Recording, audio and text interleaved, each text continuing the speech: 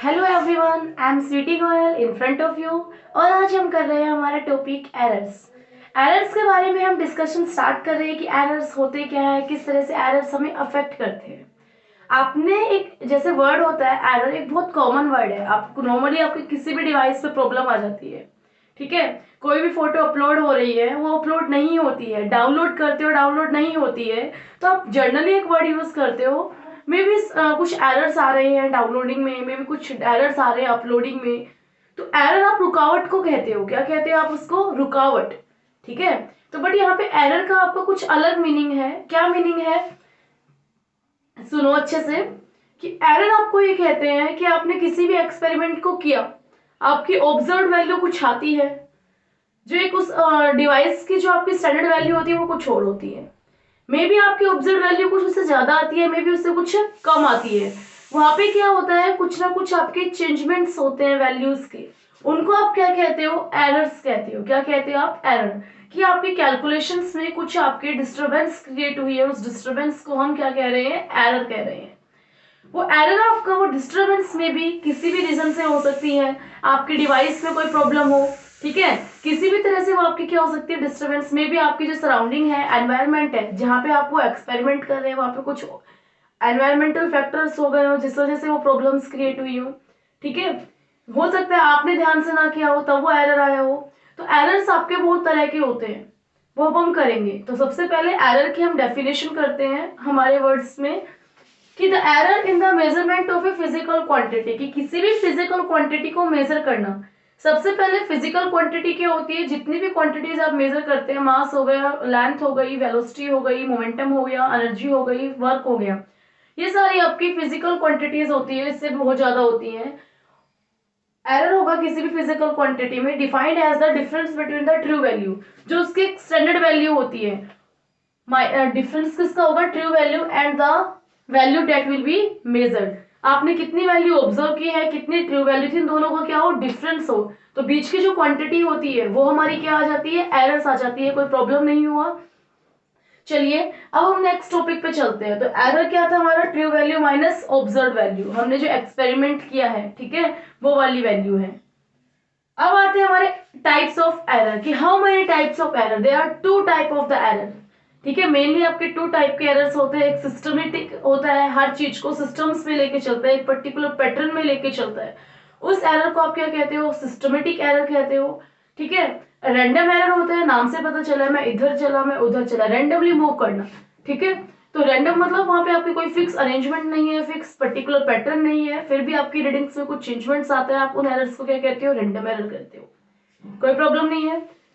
हमने ओरली तो इनकी डेफिनेशंस को एक बार आपको आइडिया दे दिया है कि जो आप राइट डाउन कर सकते हो, बट इसके लिए आपको यहाँ पे क्या करना पड़ेगा? इनकी डेफिनेशंस भी करनी पड़ेंगी। पहले हम थ्योरी करेंगे, उसके बाद हम मैथमेटिकल पोर्शंस करेंगे। सिस्टमेटिक एरर की डेफिनेशन आपको क्या कहती है? The error which occur according to a definite pattern is known as the systematic error. कि आपका वो एरर जो किस वजह से होता है? किसी भी पर्टिकुलर पैटर्न की वजह से। एक सिस्टम वहां पे यूज होता है, किसी भी सिस्टम का डिफॉल्ट जो होता है, उसका आप क्या कहते हो? सिस्टमेटिक एरर कहते हो। अब यहाँ पे बात आती है कि सिस्टमेटिक एरर के भी कितने टाइप्स, उन टाइप्स के बारे में डिस्कशन करेंगे। वो टाइप्स आपको कहते क्या है, ठीक है, उनके बारे में। मोस्टली हम कहते हैं सिस्टमेटिक एरर के 3 टाइप्स होते हैं, ठीक है। अगर आप चाहते हैं तो हम यहीं पे बता देते हैं, आप हमारे साइड पे होती हो, आप इसका स्क्रीनशॉट ले सकते हो, ठीक है, ले लीजिए। उसके बाद अपना राइट डाउन कर लीजिए, वीडियो को अगेन प्ले कर सकते हो।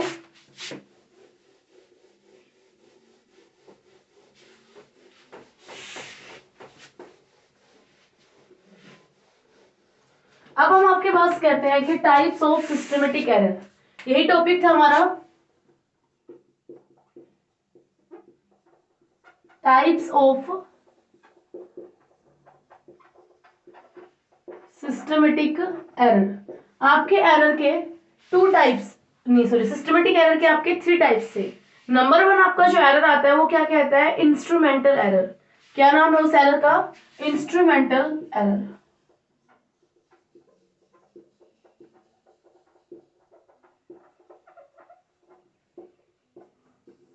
ठीक है। तो इंस्ट्रूमेंटल एरर क्या कहते हैं? नाम से पता चल रहा है, इंस्ट्रूमेंट। इंस्ट्रूमेंट मतलब आपकी कोई भी एक ऐसा डिवाइस जिसकी वजह से जो एरर आता है वो क्या है? आपका इंस्ट्रूमेंटल एरर, ठीक है, तो आप यहाँ पे कह सकते हो the systematic error that is occurred by any defect in the instrument. तो यही डेफिनेशन हम यहाँ पे राइट कर सकते हैं अपने वर्ड्स में।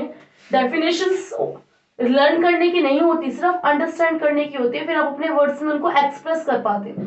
ठीक है, मैं चाहती हूँ आप क्रैमिंग कम से कम करें, समझ के चीजों को करें। इंस्ट्रूमेंट में कोई डिफेक्ट होगा किसी भी तरह से, तो वो एरर होगा, वो क्या होगा, इंस्ट्रूमेंटल एरर। तो यहाँ पे कह सकते हो those errors which occur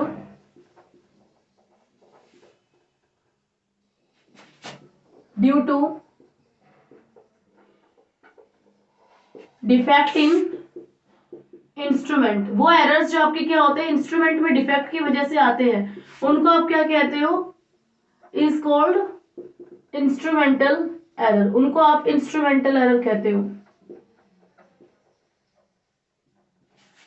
simple है। जैसे इसके लिए हमने कल बताया था आपको कि वर्नियर्स के बारे में बताया था। क्या बताया था आपको, वर्नियर। आपके लिए एक वर्ड यूज हुआ था वहां पे, वर्नियर कैलिपर्स। तो वर्नियर कैलिपर्स के अंदर हमने बात की थी यहाँ पे कि यहाँ पे बहुत सारे स्केल्स होते हैं। इसमें एक मेन स्केल होता है, एक होता है वर्नियर स्केल होता है। आप जब कोई भी रीडिंग मेजर करते हो, वर्नियर स्केल आपका किसमें आप यूज कर रहे हो, थिकनेस वगैरह मेजर करने के लिए, डिस्टेंस मेजर करने के लिए, जैसे भी आप यूज कर रहे हो वर्नियर कैलिपर्स को, तो वहां पे आपका जो मेन स्केल का 0 था और वर्नियर स्केल का 0 होता है, दोनों को क्या करना पड़ता है, कोइंसाइड। ठीक है, कोइंसाइड उनको करना पड़ता है। अगर वो कोइंसाइड नहीं करते तो इट मीन्स आपके वहां पे क्या आता है, कुछ ना कुछ रीडिंग्स में आपका डिफेक्ट आता है, कुछ ना कुछ आपका एरर आता है। उस एरर को आप क्या कहते हो, इंस्ट्रूमेंटल एरर। ठीक है, किसी भी रीजन से वो दोनों एक दूसरे को पास नहीं आ रहे, उसमें कुछ रीडिंग्स का कुछ डिफरेंस आता है कि जब वो कोइंसाइड नहीं कर पा रहे, मतलब एक दूसरे के साथ, अगर एक स्केल का 0 है वहां पे, तो दूसरे स्केल का 0, दोनों क्या होने चाहिए, आपके साथ साथ आने चाहिए, फिर आप रीडिंग लोगे तो एरर नहीं आएगा। बट वो पास ही नहीं आ रहे तो वो कैसा एरर है, इंस्ट्रूमेंटल एरर। सिंपल हो गया। सेकेंड आपका जो इसका टाइप आता है, वो टाइप आपके पास क्या था, पर्सनल एरर। ठीक है, तो पर्सनल एरर में आपको क्या कहते हो, आप सिंपल सी बात है, आपकी खुद की जो केयरलेसनेस है, ठीक है, आपकी खुद की जो लापरवाही है, उस वजह से आप जो रीडिंग्स में एरर लेते हो, वो क्या होते हैं, आपके पर्सनल एरर्स होते हैं। अब 0 कोइंसाइड करा था, फिर भी आपने रीडिंग्स की मेजरमेंट में जब नोट किया था, कुछ ना कुछ डिजिट्स का क्या कर दिया आपने, चेंजमेंट्स कर दिया, तो वो एरर आपका क्या था, पर्सनल एरर था। तो यहाँ पे डेफिनेशन हो सकती है, those errors which occur due to carelessness of any observer is known as the personal error। ठीक है, तो आप यहाँ पे कह सकते हो those error which occur due to carelessness of observer। आपको कोई भी ऑब्जर्व है, उसकी केयर लापरवाही की वजह से जो एरर आता है, उसको क्या कहते हैं, आप पर्सनल एरर कहते हो। सिंपल। इसके बाद इसका थर्ड टाइप आता है, वो थर्ड टाइप आपको क्या कहते हैं, नेचुरल एरर। क्या होता है आपका, नेचुरल एरर। नेचुरल एरर का मतलब है कि जो आपका एरर किसकी वजह से आता है, एनवायरमेंटल कंडीशंस की वजह से। एनवायरमेंटल, काफी बार ये होता है कि आपका डिवाइस भी सही है, ऑब्जर्वर भी बिल्कुल ध्यान से काम कर रहा है, बट फिर भी जो टेम्परेचर रिलेटेड होता है, ठीक है, टेम्परेचर हो गया, मॉइस्चर हो गया, कुछ डिवाइस होते हैं जो इनके लिए क्या होते हैं, सेंसिटिव होते हैं, उनकी रीडिंग्स चेंज हो जाती है as according to Ohm's law. ठीक है, आपका ओम लॉ, ओम लॉ कहता है आपको, ओम्स लॉ था ना आपका, वो क्या कहता है कि कांस्टेंट टेम्परेचर होना चाहिए। टेम्परेचर क्या होना चाहिए, कांस्टेंट होना चाहिए, तब आपका जो बी होता है वो किसके डायरेक्टली प्रोपोर्शनल होगा, आपके आई के। बट मान लीजिए आप जब एक्सपेरिमेंट कर रहे हैं, वहां पे टेम्परेचर आपका बार बार चेंज हो रहा है, तो वहां पे आपका क्या होगा, एनवायरमेंटल कंडीशन है, वहां पे रीडिंग्स क्या करेंगी, वेरी करेंगी, और उन इफेक्ट्स को, उन एरर्स को आप क्या कहते हो, नेचुरल एरर। क्या बोलते हैं आप उनको, नेचुरल एरर। सिंपल हो गया, यहां तक आपने कर लिया। अब हम आपकी बात करते हैं रैंडम एरर्स की। चलिए रैंडम एरर्स को देखते हैं, रैंडम एरर्स होते क्या है। तो अब हम देखते हैं हमारा रैंडम एरर। रैंडम एरर हमें क्या कहता है, इसका सेकंड नेम है, क्या है, चांस एरर। ठीक है, by chance error, chance error. इसको आप चांस एरर कहते क्यों, सबसे पहली बात हमने कहा था रैंडम एरर के बारे में आप कोई श्योरिटी नहीं दे सकते कि एरर कब होगा, कैसे होगा और कितना होगा। ठीक है, इसके बारे में आप कुछ नहीं कर सकते, सब अपने मन की मर्जी चलता है। इसका मन करेगा ये वहां जाएगा। तो आपका कह सकते हो रैंडम एरर में भी पॉजिटिव हो सकता है, मे बी नेगेटिव हो सकता है, और मे बी जीरो। जीरो तो होगा ही कैसे, एरर हो जीरो हो गया तो इट मीन्स बिल्कुल सही बात है। पॉजिटिव और नेगेटिव आपका क्या हो सकता है, यहाँ पे रैंडम एरर हो सकता है। सिंपल। इसके बाद इसको सेकंड नाम हमने किसको दिया, चांस एरर किया। ये होता कैसे है, आपको कोई डिटरमाइन नहीं होता कि कब होगा, बट ये इस तरह से होता है कि बिल्कुल स्मॉल इरेगुलरिटीज, कुछ भी आपका छोटी सी भी गलती होती है तो उससे क्या हो जाती है, पूरी रीडिंग्स में चेंजमेंट्स आ जाते हैं। उन एरर्स को आप क्या कहते हो, रैंडम एरर। जैसे इसके लिए परफेक्ट एग्जांपल है आपका एक सिंपल पेंडुलम। ठीक है, सिंपल पेंडुलम आपको पता है ना किस तरह से होता है, यहाँ पे एक वायर होता है, यहाँ पे आपका एक बोब लटका हुआ, तो ये इस तरह से क्या करता है, आपका मूव करता है, सिंपल पेंडुलम। तो सिंपल पेंडुलम का अगर आप बात कर रहे हो कि मान लेते हैं कि कैसे मोशन में है, सिंपल हार्मोनिक मोशन के अंदर है आपका सिंपल पेंडुलम। तो ये क्या होता है, यहाँ पे ये वाला बोब जाता है इस तरह से, जो एम्पलीट्यूड होता है इन दोनों के बीच का जो डिफरेंट डिस्टेंस होता है वो क्या होता है, बहुत कम होता है। क्या होता है, बहुत कम। तो ये माना जाता है इस तरह से मूव कर रही है एक स्ट्रेट लाइन में, एक रेगुलर मोशन में। ठीक है, एक रेगुलर स्पीड से एक रेगुलर मोशन में क्या कर रही है, ये मूव कर रही है, ये माना जाता है। मान लिया आपने।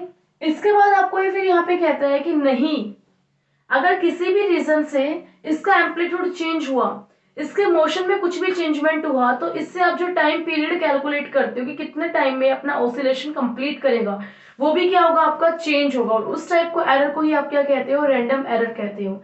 सिंपल है, हो गया। यहाँ पे हो गया टाइप ऑफ एरर्स। यहाँ पे हमने मैथमेटिकल तो कोई बात ही नहीं की। तो अब हम करते हैं how we express the error, कि हम एरर्स को किस तरह से एक्सप्रेस कर सकते हैं। तो उसके लिए आपके absolute error, mean error, relative errors, इन सब टर्म्स को आप क्या करोगे, आप डिस्कस करोगे। ठीक है, फिर उसके बाद आप क्या करोगे, एरर्स को एक्सप्रेस कर लिया, उसके बाद आप उनको ऐड करोगे, कंबाइन करोगे। ठीक है, उनकी मल्टीप्लाई, उनकी ऐड, उनकी सब्ट्रैक्शन और उनकी डिवाइड, उनसे रिलेटेड 2 या 3 न्यूमेरिकल, देन आपका टॉपिक फिनिश। तो चलिए देखते हैं how we express the errors.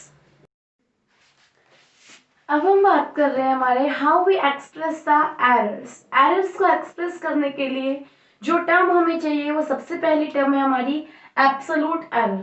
क्या नाम है उसका, एब्सोल्यूट एरर।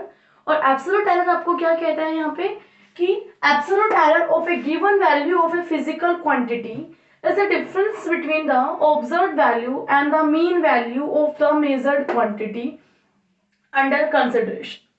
क्या कहते हैं आपको यहाँ पे, कि जो आपका एब्सोल्यूट एरर है किसी भी फिजिकल क्वांटिटी का, वो किसके इक्वल आएगा, आपका डिफरेंस है ऑब्जर्व वैल्यू, कि आपने कितना ऑब्जर्व किया है, माइनस द मीन वैल्यू, कि क्या है कि आपकी जो एवरेज वैल्यू होती है किसी भी फिजिकल क्वांटिटी की, उन दोनों का डिफरेंस।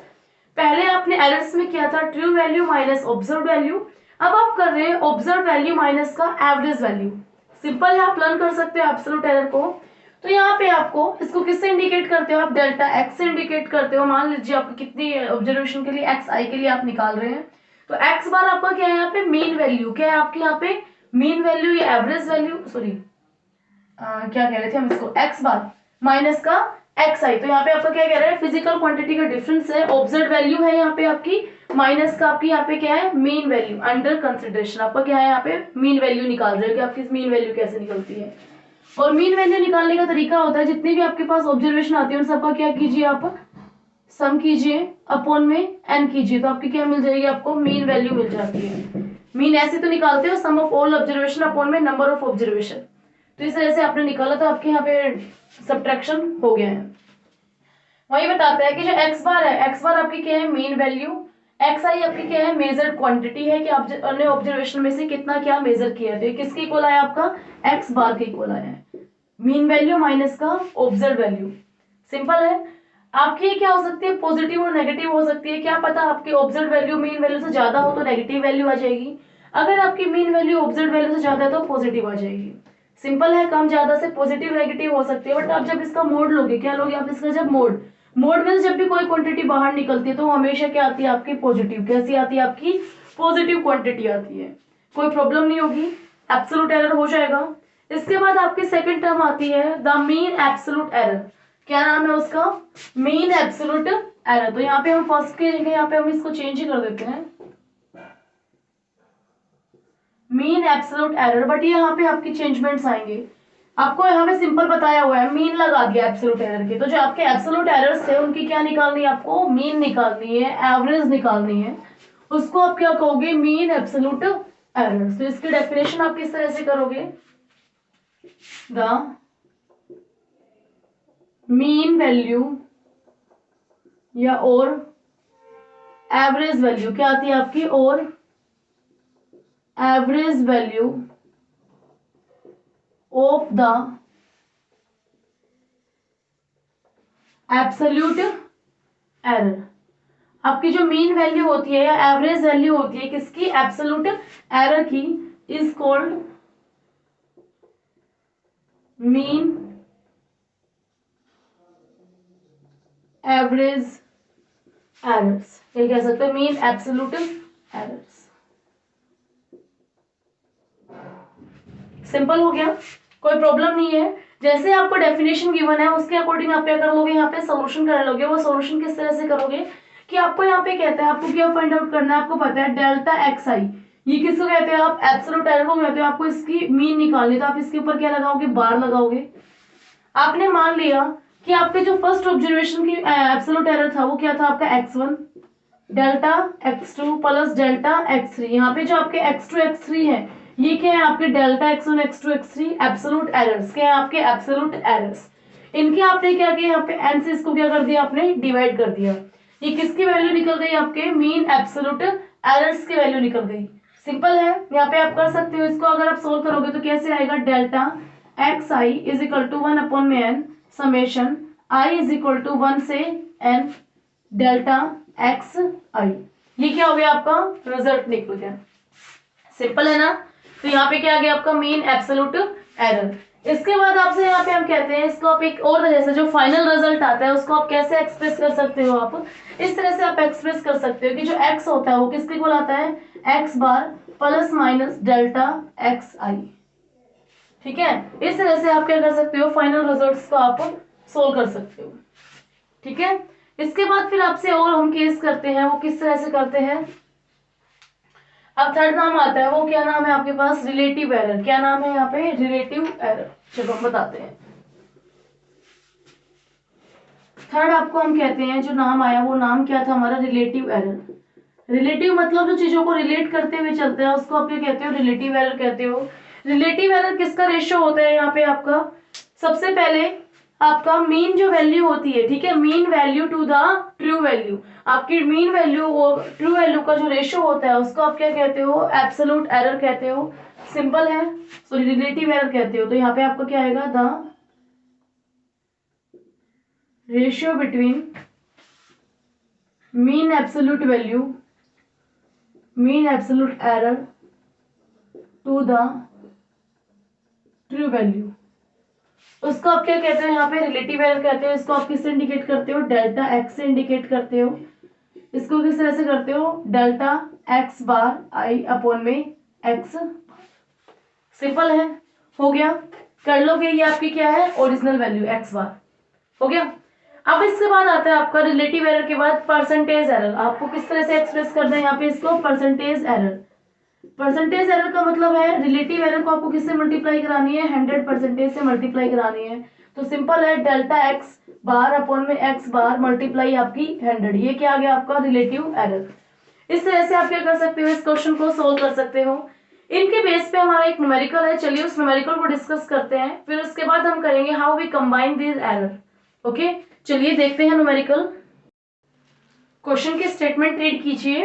क्वेश्चन क्या कहता है आपको, the diameter of a thin wire. एक डायमीटर है, डायमीटर आप समझते हो ना किस चीज को कहते हो, कि अगर आपका ये वायर है, सॉरी ये आपका वायर है लंबा, इस तरह से सिलेंड्रिकल फॉर्मेट में आपका वायर है, तो यहाँ से इसके सेंटर में से ये वाला जो कंप्लीट जो पॉइंट होगा इसको क्या कहोगे आप, डायमीटर। इसको क्या कहते हो आप, डायमीटर कहते हो। सिंपल है, जो डायमीटर होता है वो आपका एक इंस्ट्रूमेंट होता है, स्क्रू गेज आपका पेन टाइप में होता है, जिससे आप उसको क्या करते हो, डायमीटर मेजर करते हो। तो आप अलग अलग मेजरमेंट्स में उसकी रीडिंग्स लेते हो, पहले में ये, दूसरी में ये, तीसरी में ये, चौथी में ये, पांचवी में ये वाले रीडिंग लेते हो। सिंपल है। उसके बाद फिर आप कहता है कि आपसे वो क्या फाइंड आउट करना है यहाँ पे, average diameter of the wire. तो सबसे पहले जब आप एवरेज फाइंड आउट करते हो, मैंने पहले बताया था आपको कि सबसे पहले सॉल्यूशन में हम क्या करते हैं, वन बाय वन सोल्व करते चलेंगे एक एक चीज को। सॉल्यूशन में हमने एवरेज निकालनी, तो एवरेज क्या कहती है, डायमीटर्स की। अगर आप डायमीटर के अकॉर्डिंग एक्सप्रेस करते हो तो यहाँ पे आप क्या करते हो, एवरेज निकालते हो किसका, डायमीटर का। तो ये कहता है कि पहली वाली रीडिंग का डायमीटर दूसरी वाली रीडिंग का भी, तीसरी भी, और यहाँ पे कितने हैं, 5 है, D4 और D5, और उसको किससे डिवाइड कर दो आप, अपने 5 से डिवाइड कर दो, तो आपको क्या मिल जाएगा यहाँ पे, मीन एरर, या कहते हो आप जिसको, आपका एवरेज एरर मिल जाएगा। तो इसको आप ऐड करते हो तो क्या आएगा, 2.04 प्लस 2.06 प्लस का 2.08 प्लस का 2.07 प्लस का 2.05, उसको आप किससे डिवाइड कर रहे हो, 5 से। देखिए किस तरह से आप सॉल्व करोगे, 2 4 6 8 10, तो यहाँ पे क्या आ गया, 2.5 7 12 20 26 और 26 और 4 30। आप इसको 5 से डिवाइड कराओगे तो क्या आएगा आपका, किस तरह से सोल्व करोगे आप, जल्दी बताइए। 5 से डिवाइड हो गया, रिजल्ट सही निकाला है हमने, यहाँ पे नहीं निकला, यहाँ पे हमने 2 कर दिया, यहाँ पे क्या आएगा हमारा 10 आएगा, तो क्या आएगा 2.06, क्या रीडिंग आई हमारी, 2.06। सिंपल है, ये क्या आ गई हमारे, मीन एरर। तो इसकी वैल्यू को यहाँ पे हम रख लेंगे और कुछ नहीं करना इस क्वेश्चन में हमें, कि पहले वाले का आंसर हमारा क्या आया यहाँ पे, मीन एब्सोल्यूट एरर, जिसको हम यहाँ पे डी बार से इंडिकेट करते हैं, उसकी वैल्यू कितनी आई, 2.06। ठीक है, सेकंड आपको फाइंड आउट कराता है यहाँ पे एब्सोल्यूट एरर, और एब्सोल्यूट एरर का फॉर्मूला क्या था, एब्सोल्यूट एरर हम यहाँ पे नोट करते हैं। एब्सोल्यूट एरर के लिए आपने सिंबल यूज किया था डेल्टा एक्स आई।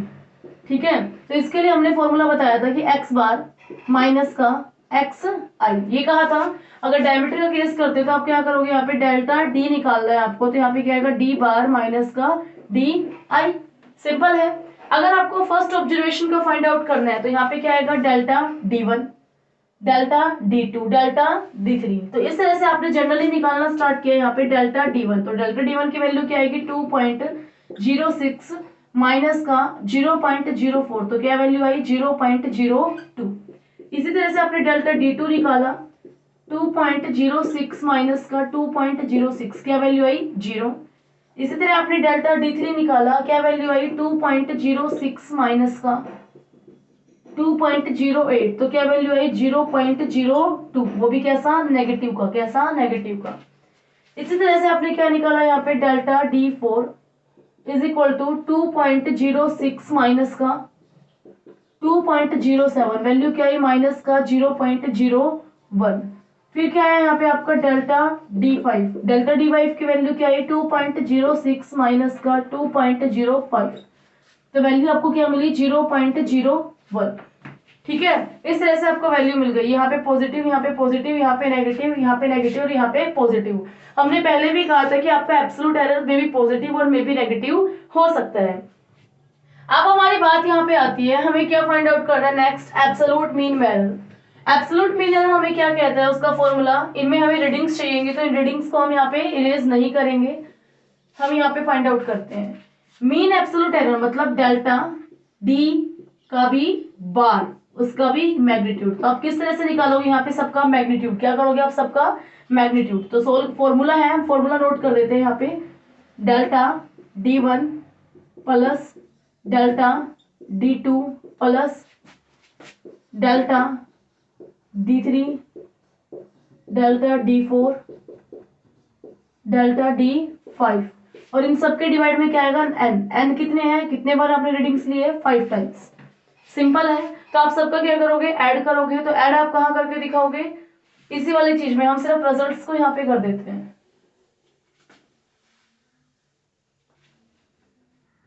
ये रिजल्ट्स है, इनकी रीडिंग्स हम करेंगे यहाँ पे, सिंपल यहाँ पे ऐड करते हैं, 0 प्लस माइनस का क्या हो जाएगा, मोड के अंदर लेके जाओगे तो प्लस का, यहाँ पे भी प्लस का हो जाएगा ये वाला, और यहाँ पे क्या आ जाएगा, प्लस का, और ये इसके नीचे क्या आपका बॉटम में 5, और वैल्यू पे यहाँ पे क्या है, डेल्टा डी बार का मोड निकल गया। सिंपल है, अगर आप इस मोड को लगाते हो तो मत लगाइए, अदरवाइज मत लगाइए, क्योंकि सारी पॉजिटिव वैल्यू अपने आप क्या आएगा, पॉजिटिव वैल्यू आएगी। ऐड करोगे तो कैसे आएगा, 2 2 4 5 6, तो क्या आ गया, 0.06 अपॉन में 5 आ गई वैल्यू। अगर आप इसको सोल्व करोगे तो क्या वैल्यू निकल के आएगी, जल्दी बताइए, बिल्कुल सिंपल है, कर सकते हो। 0.05 1 जा 5 5 2 जा 10, सिंपल है, तो आपकी क्या वैल्यू आई, 0.012। कर दिया आपने? Okay, very good. इसके बाद आपसे हम कहते हैं हमें क्या फाइंड आउट करना है, रिलेटिव एरर। क्या फाइंड आउट करना है, रिलेटिव एरर। और रिलेटिव एरर का फॉर्मूला क्या होता है हमारा, रिलेटिव एरर हमें कहता है, जिसका सिंबल हमने डेल्टा एक्स से बनाया था, वो वैल्यू हमें क्या कहती है यहाँ पे रिलेटिव एरर, कि सबसे पहले आपकी जो मीन वैल्यू आती है डेल्टा एक्स बार आता है, उसको आप क्या कीजिए, एक्स बार से आप क्या करा दीजिए, डिवाइड। तो इस फॉर्मूले को अगर आप चेंज करना चाहोगे तो यहाँ पे आप क्या निकाल रहे हो, डेल्टा डी निकाल रहे हो, तो यहाँ पे भी क्या आएगा, डी आएगा, और यहाँ पे भी क्या आएगा आपका डी। तो डेल्टा डी बार की वैल्यू क्या आई थी आपकी, 0.012। इसी तरह से डी बार की वैल्यू क्या आई थी, 2.06। अब आप इसको क्या कराओगे, सोल्व कराओगे। किस तरह से करोगे, अगर पॉइंट्स को सोल्व करते हैं तो यहाँ पे 3 है, तो उसके लिए आप यहाँ पे क्या करोगे, नीचे 1 2 3, 2 है तो 2, 2 जीरो से 2 जीरो कैंसिल, तो क्या आ गया 12 अपॉन में 2060।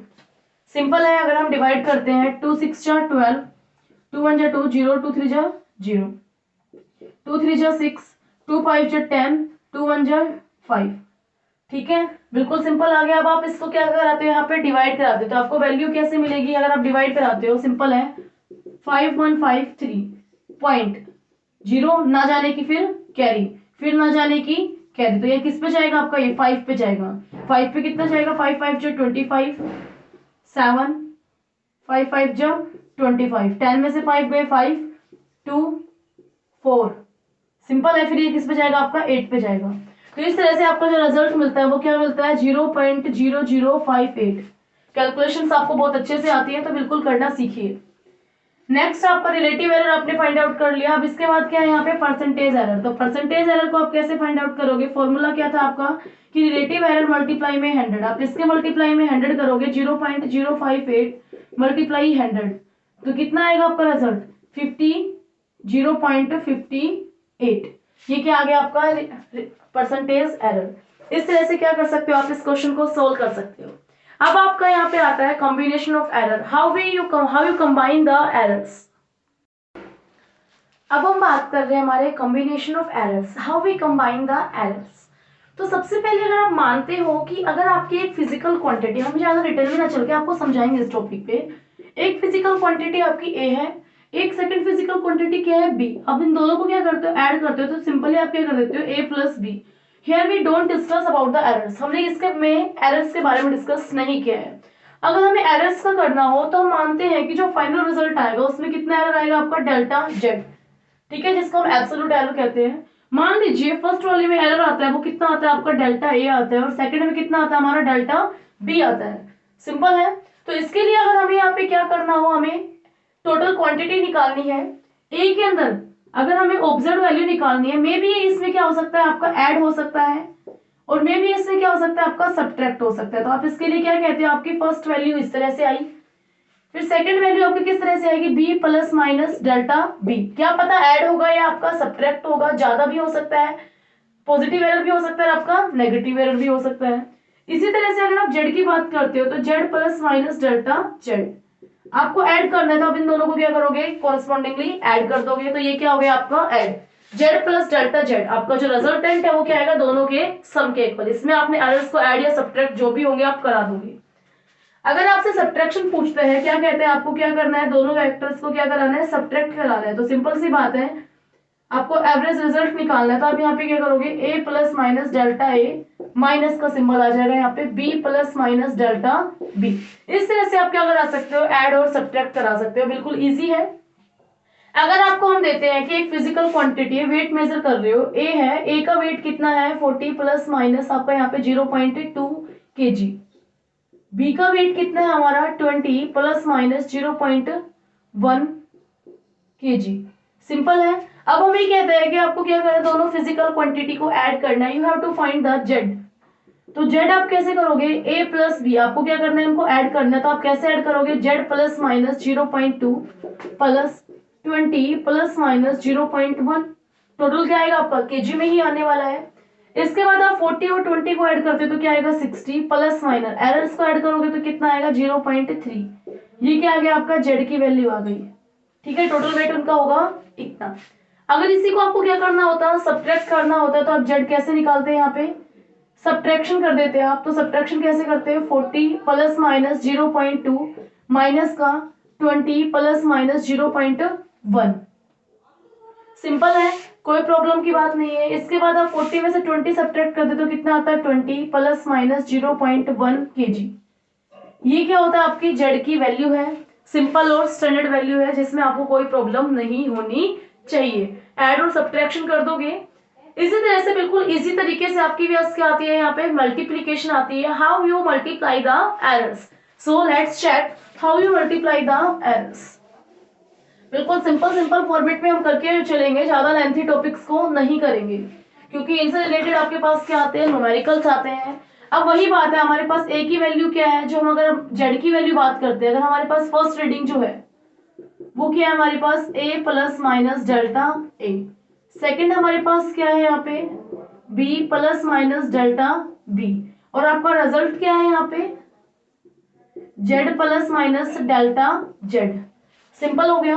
आपको क्या करना है, यहाँ पे मल्टीप्लाई करना है। अगर आप जनरली मल्टीप्लाई करते हैं, जो जेड किसके इक्वल हो जाता है, आपका ए बी के इक्वल। बट यहाँ पे आपको क्या करना है, z plus delta z find out करना है। तो आप यहाँ पे क्या करते हो, z plus delta plus minus delta z is equal to a plus minus delta a multiply b plus minus delta B.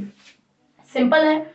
आप इसकी मल्टीप्लाई कराते हो, इसकी इससे और इसकी इससे, तो यहाँ पे क्या आएगा, ए बी प्लस प्लस कैसे आएगा, ए को किससे मल्टीप्लाई करा है, बी से, फिर यहाँ पे क्या आएगा, ए डेल्टा बी। सिंपल है। तो यहाँ पे आप क्या कर सकते हो, प्लस माइनस का सिंबल यूज करोगे, डेल्टा बी के आगे है प्लस बी डेल्टा ए। आप यहाँ पे चलो दोनों जगह यूज मत कीजिए, प्लस माइनस डेल्टा ए डेल्टा बी। ठीक है, सिंपल है। इसके बाद आप यहाँ पे क्या कहते हो, ए बी की जगह आप क्या पुट कर सकते हो, जेड पुट कर सकते हो। A plus delta B plus B dot delta A plus minus delta A plus delta B. किसके इक्वल है आपका, Z plus minus Z, Z से जेड कैंसिल, तो क्या आ गया आपका, प्लस माइनस का जो जेड होता है, डेल्टा जेड होता है, वो इनके इक्वल आ गया। आपको पता है कि जो एरर होता है डेल्टा ए और डेल्टा बी, वो बहुत छोटी क्वांटिटी है, are very very small quantities. उनकी जब आप प्रोडक्ट करोगे, मल्टीप्लाई करोगे, तो वो क्या आएगी, वेरी स्मॉल क्वांटिटी। तो इनको क्या कर सकते हो आप, नेग्लिजिबल। क्या कर सकते हो, नेग्लिजिबल। तो आपने इसको क्या कर दिया, यहाँ से हटा दिया है। अब आपकी वैल्यू ये आती है, सिंपल वैल्यू आती है। ठीक है, आप इसके साथ क्या करते हो, इसको डेल्टा जेड से आप क्या करा देते हो, डिवाइड करा देते हो। क्या करा देते हो आप, इसको डेल्टा जेड से डिवाइड करा देते हो, कोई प्रॉब्लम नहीं आएगी आपको यहाँ पे। ठीक है, जेड की वैल्यू क्या होती है आपकी, ए बी होती है। हम साथ साथ करते हुए चलते हैं, क्या वैल्यू होती है हमारी, ए बी होती है। ठीक है, यहाँ पे अगर आप जेड भी रखना चाहते हो तो रख लीजिए, कोई प्रॉब्लम नहीं है, बट यहाँ पे आपको सोल्व करना पड़ेगा। ए से कैंसिल और बी से बी कैंसिल, तो क्या वैल्यू आती है आपकी, जेड अपॉन में z plus minus is equal to delta b upon में b plus delta a upon में ए। ये देखिए, डेल्टा अपॉन में सिंपल वैल्यू, ठीक है, मीन वैल्यू अपॉन में ट्रू वैल्यू। ये किसको कहते हैं हम, रिलेटिव वैल्यूज को क्या कह देते हैं हम। ये आपको क्या आ गया, रिलेटिव एरर, ये भी क्या आ गया, रिलेटिव एरर, ये भी क्या आ गया आपका, रिलेटिव एरर। तो सिंपली आप कह सकते हो, अगर आपको क्या निकालना है यहाँ पे, रिलेटिव एरर, क्या निकालना है आपको, रिलेटिव एरर। तो रिलेटिव एरर क्या आएगा, दोनों का सम।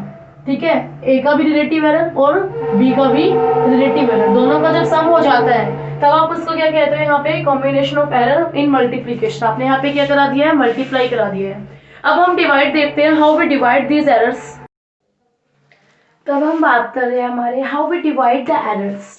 तो इसके लिए हम कह रहे हैं कि हमारा जो जेड होता है वो क्या आएगा आपका, a plus minus delta a upon में b plus minus delta b. Simple है। अगर आप यहाँ पे क्या कर लेते हो, ए को कॉमन ले लेते हो, तो one plus minus delta a upon में ए। यहाँ से आप किसको कॉमन लेते हो, बी को कॉमन लेते हो, ऊपर ले जाते हो, तो क्या आएगा, one plus minus delta b upon में बी। इसका क्या आ जाएगा आपका, रेसिप्रोकल। ये माइनस इनवर्स क्यों है, क्योंकि हमने इसको क्या ले लिया, यहाँ पे ऊपर ले लिया है।